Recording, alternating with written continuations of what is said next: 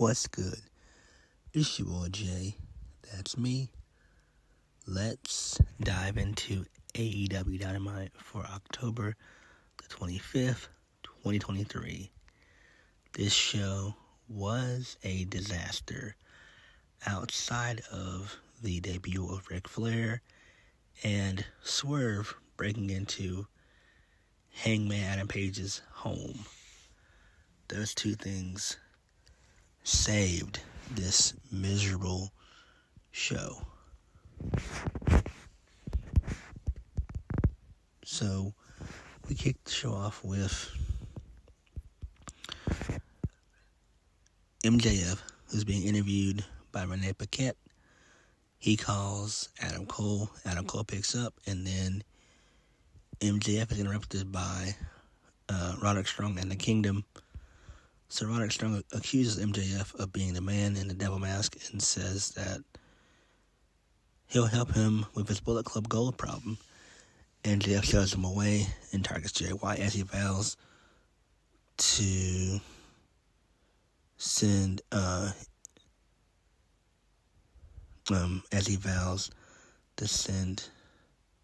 Jay White a message in blood. And then we see the man in the devil mask. He hacks into the feed briefly. So that's interesting. I'm pretty sure we'll get the reveal at either A, Full Gear, or B, Winter is Coming. Alright. So this leads us into Juice Robinson versus MJF. The Dynamite Diamond Ring. I wanted to burn my TV with a fucking match. I wanted to burn it down to the ground and watch it melt into a million pieces. MJF gets the win via the Heat Seeker. He takes out the Guns and Juice Robinson with the Diamond Ring. Post-match, the Guns, they attack MJF after the match. So, the Kingdom, they come out to make the save along with Roderick Strong. And then the Acclaim, they come out to make the save. So, Jay White tells MJF to focus on him and the world title, not Kenny Omega, not Samoa Joe, and not other people, just only him. Jay White then vows to beat MJF at Full Gear. So the Guns make it clear that they want a shot at the tag titles, the ROH World Tag Team Championships. MJF accepts and challenges Bullet Club Gold to face him next week. Roderick Strong says that MJF is obviously going to pick them. MJF tells him to roll off a cliff. Max Caster says that must mean MJF must pick them. MJF says he would never team with them, and he hates Max Caster's guts, and he refuses to scissor him. So then MJF begins to leave, and then Kenny Omega comes out. He confronts him. Omega says that he wants a shot at the title, and then MJF challenges Omega to face him live this Saturday at AEW Collision. I'm like, these guys are so damn stupid. Why are you wasting a pay-per-view quality match just to pop a rating on Collision? Stupid. Absolutely stupid. You could have said this for the December pay-per-view, or you could have said it for Winter is Coming. So you had two options there, and you failed on both regards. I don't fucking know. Moving on. So we get a vignette from Wardlow. So he discusses his return and his absence. Said that he's been gone for 6 months. He expresses his frustration after seeing MJF, how he's thrived and how everyone has started to love him. Wardlow said he's going to take everything from MJF. I like that. We need more of that. Moving on. Hook and RVD defeat the Dark Order. Yet again, I wanted to torch my television with a fucking flamethrower. So Hook and RVD, they get the win via the 5-star frog splash into the red rum.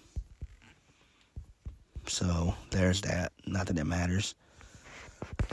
Moving on. So the broadcast team, they announced that Toni Storm will challenge for the AEW World Women's World Championship at Full Gear. Moving on. So Sting and Darby, they come to the ring. Tony Schiavone, he's waiting. Sting says Darby is the best partner he's ever had, which is total bullshit. And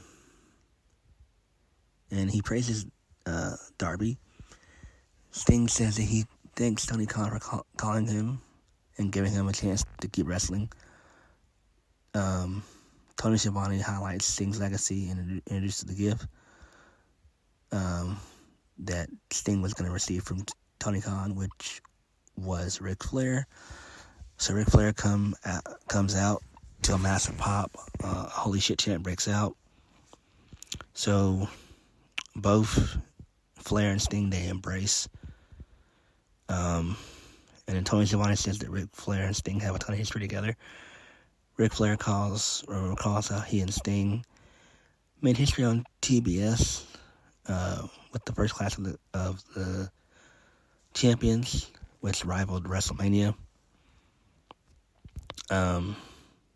Ric Flair then praises Sting as a wrestler and as a person. Flair says he wants to ride this wave out with Sting. Christian Cage, Luchasaurus, and Nick Wayne, they come out. Christian Cage assaults Ric Flair and says that he would have been dead 20 years ago if there was a God. Christian Cage brings up beating up Darby Allin at Wrestle Dream and takes shots at Philadelphia for the Phillies' loss in the National League Championship Series. Christian Cage says that he doesn't want to wait for Sting to be gone. He wants that to happen right now. And then Christian Cage challenges Sting and Darby and a partner to face him and Luchasaurus and Nick Wayne at Full Gear. And then Sting accepts. Way too long of a segment. Way too long of a fucking segment. Damn. But it's good to see Ric Flair back. That's great. Really good stuff there. Thankfully, he's not wrestling. So, moving on. So, Renee Paquette, she interviewed Chris Jericho backstage. This happened last week. Chris Jericho says that his ego is hurting.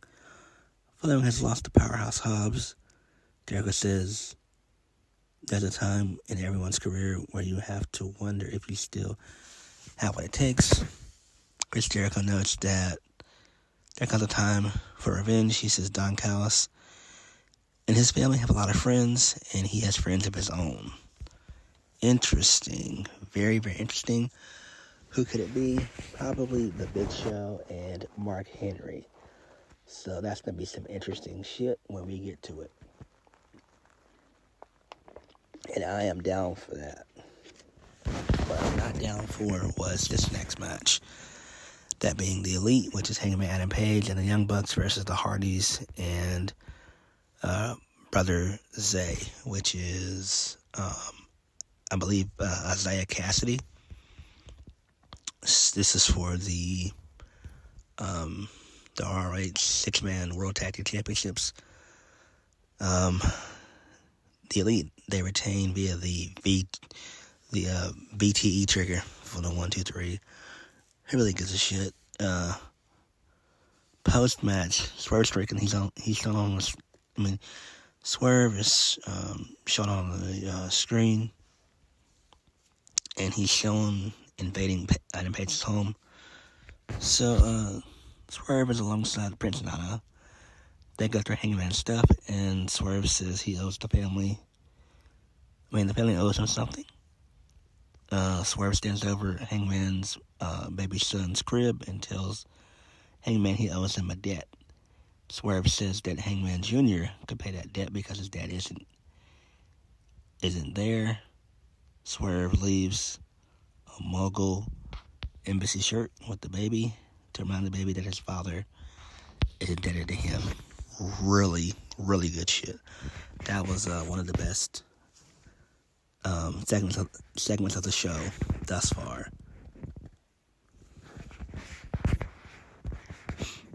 Next, moving on. Renee Paquette, she asked Edge whether his stance about fighting Christian has changed. He says it hasn't. Darby and Sting interrupt. Darby says, "It's cool to be killed." Sting tells Adam Copeland to take his blinders off and open his eyes. Sting gets in Adam Copeland's face and tells him to listen to what he's saying. So very good stuff there. Hopefully Edge can wake up from the nonsensical delusion that he's in and join Darby and Sting. Next, Hikaru Shida versus Ruby Soho for the AEW Women's World Championship. Hikaru Shida gets the win via the katana. Post-match, my girl Toni Storm comes out and she stares down Hikaru Shida. And also we got to see her silent film in the middle of the picture-in-picture earlier on in the show.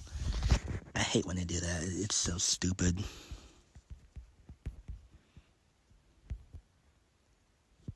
So I'm guessing Hikaru Shida's going to lose at Full Gear. It would make sense, I guess. I don't know. Moving on. So MJF is backstage.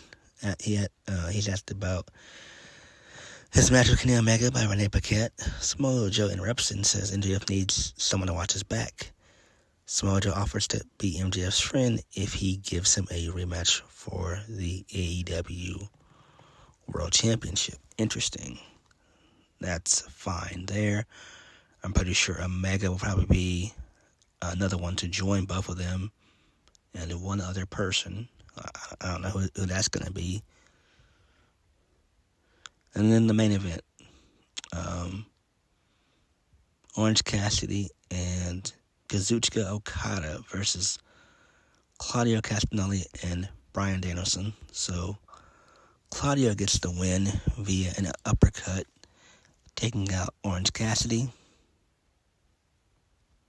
And at the end of the match, both Danielson and Cassidy, they're looked on by doctors and trainers and their respective teammates. The best friends and the best friends and Okada. And then Moxley and Willa Yuta. And then there's a stare down between Claudio and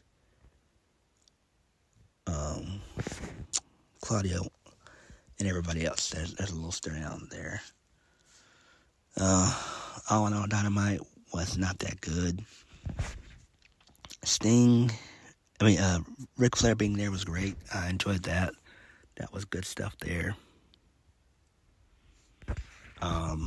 This MJF stuff is fine. MJF doesn't seem like a credible world champion. He just does not. I'm actually ready for him to lose it. I am. It's interesting to see where this Chris Jericho feud goes with the Don Callis family. The same when it comes to Christian Cage and Sting and Darby. And that Ric Flair coming to the show was great. That actually saved it. Swerve breaking into Hangman's home. That was fucking awesome. That was great. Outside of that, this show was just completely just worthless. Just nothing worthwhile. Not even the main event. I mean, I get it. Wow, it's Okada, but what's he there for? You know? I don't know. But what did you guys think? Like, comment below, and subscribe to my videos. I'll catch you guys later. Peace.